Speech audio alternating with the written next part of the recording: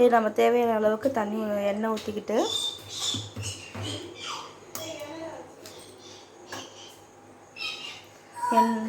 சட்டி நல்லா காயவும் இன்னொரு 10 வரமிளகா எடுத்து வச்சுக்கிறேன்.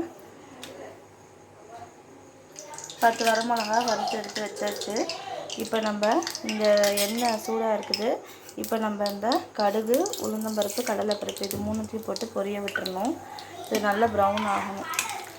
இந்த சட்னியை தாளிக்கணும்னு அவசியம் கிடையாது, ஏன்னா இது எல்லாமே நம்ம ஃபஸ்ட்லேயே போட்டு வறுத்துடுறோம். ஸோ அதனால் நம்ம லாஸ்ட்டாக தாளிக்கணுன்றது அவசியம் கிடையாது.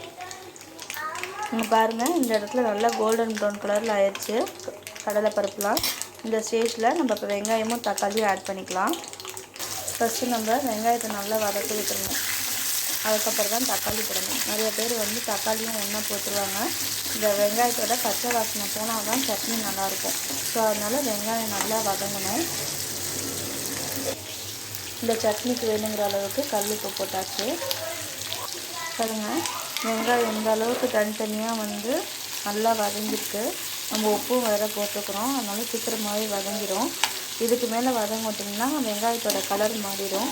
ஸோ இதுதான் வந்து அந்த வெங்காய சட்னிக்குள்ளே பர்ஃபெக்ட் கன்சிஸ்டன்சி. தனித்தனியாக நம்ம அந்த க்யூபாக கட் பண்ணது தனித்தனியாக வந்துடுச்சு பாருங்கள், இந்த அளவு தான் இருக்கணும். இப்போ இந்த ஸ்டேஜில் தக்காளி ஆட் பண்ணணும். தக்காளி ஆட் பண்ணி நல்லா மஷியாக குக் ஆகிற அளவுக்கு குக் பண்ணணும். பாருங்கள், இந்த அளவுக்கு நல்லா மஷியாக குக் ஆகிருக்கு. இதுதான் வந்து வெங்காய சட்னியோட பதம். இந்த அளவு வந்து தக்காளி நல்லா வதங்கணும். அப்போ தான் வந்து டேஸ்ட்டாக இருக்கும் சட்னி. இது வதங்கவும் ஆஃப் பண்ணிவிட்டு மிக்ஸியில் போட்டு அரைச்சிட வேண்டியது.